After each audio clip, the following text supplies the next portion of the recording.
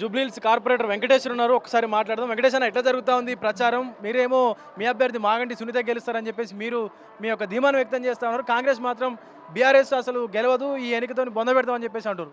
నేనేమన్నా అంటే వారు వన్ సైడ్ అయింది.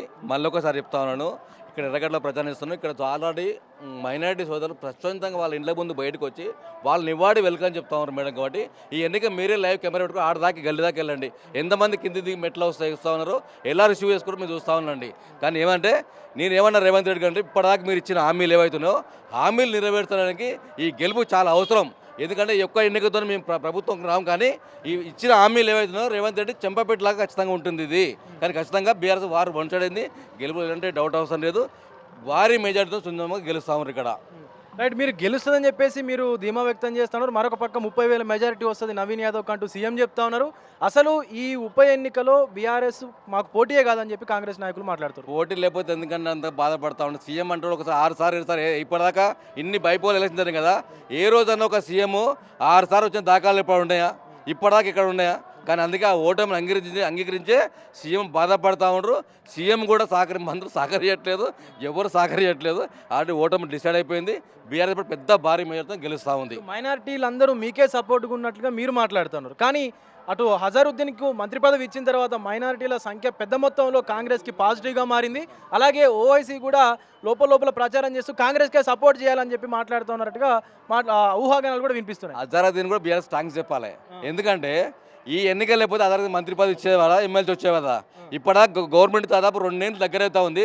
ఇప్పటిదాకా మైనారిటీ పట్టించుకోకుండా ఉండి ఇప్పుడు బైపోల్ రాగానే అజారుద్దీన్కి ఎమ్మెల్సీ ఇచ్చి మినిస్టర్ ఇస్తామని చెప్పారు, మినిస్టర్ వేసారు. కానీ ఫస్ట్ ముఖ్యంగా అజారుద్దీన్ గారు బీఆర్పడి థ్యాంక్స్ చెప్పుకోవాలి. ఎందుకంటే ఎన్నికలు లేకపోతే ఆయనకి మంత్రి వచ్చేది కాదు, మినిస్టర్ వచ్చేది కాదు, ఏది కూడా వచ్చేది కాదు. కనుక మీ బీఆర్ఎస్కు సంబంధించినటువంటి ఒక నాయకుడి ఇంట్లో ఎమ్మెల్సీ తక్కెళ్ళపల్లి రవీందర్ రావు ఇంట్లో, ఆయన ఉంటున్నటువంటి ఇంట్లో సోదాలు జరిగాయి. అక్కడ ఏమీ దొరకలేదంటూ కూడా మాట్లాడుకొచ్చారు. బట్ నిన్న మాత్రం కాంగ్రెస్కు సంబంధించినటువంటి నాయకుల్లో ఇళ్లల్లో సోదాలు జరిగి అక్కడ కూడా ఏం దొరకలేదని చెప్పేసి మీ నాయకుల మీదనే ఇన్ఫర్మేషన్ ఇచ్చిన వాళ్ళ మీదనే తిరిగి కంప్లైంట్ చేసినట్టుగా వార్తలు వస్తున్నాయి. అధికారం దుర్వినియోగం చేస్తూ ఉన్నాడు. ఎక్కడేం దోయలేక, ఎక్కడేం నిన్న మరిజన జూబ్లీస్లో కూడా ఇక్కడ తక్కలపై రవీంద్ర ఇంట్లో కానీ ఎక్కడేం చేయలేక, ఏం చేయలేక మీడియా అటెన్షన్ డైవర్ట్ చేయడానికి మాత్రం ఈ సోదాలన్నీ ముందుకు తీసుకుంటున్నారు రేవంత్ రెడ్డి గారు. కానీ కాకపోతే ఏంటంటే ఇప్పటికైనా దయచేసి రేవంత్ రెడ్డి ఒక్కడే రిక్వెస్ట్ చేస్తా ఉన్నాను, రాష్ట్ర ప్రజలకు మీరు ఏదైతే హామీలు ఇచ్చారో హామీలు నెరవేర్చండి. ఈ ప్రజలు మిమ్మల్ని ఎంతో ఆశతో మిమ్మల్ని గెలిపించారు. అదేవిధంగా 4,000 పింఛన్లు ఏదిస్తున్నారు అది ఇవ్వండి, మహిళలకు 2,000 పింఛన్లు ఇస్తున్నాం అది ఇవ్వండి. కానీ ఇప్పుడు అభివృద్ధి చేయండి. ఇప్పటిదాకా ఓన్లీ జూబ్లీస్ కాదు, జిహెచ్ఎంసీ మొత్తం అభివృద్ధి కుంటిపడిపోయింది. మీరు నగర మున్సిపల్ శాఖ మంత్రి, హోంశాఖ మంత్రి మీరే, విద్యాశాఖ మంత్రి మీరే.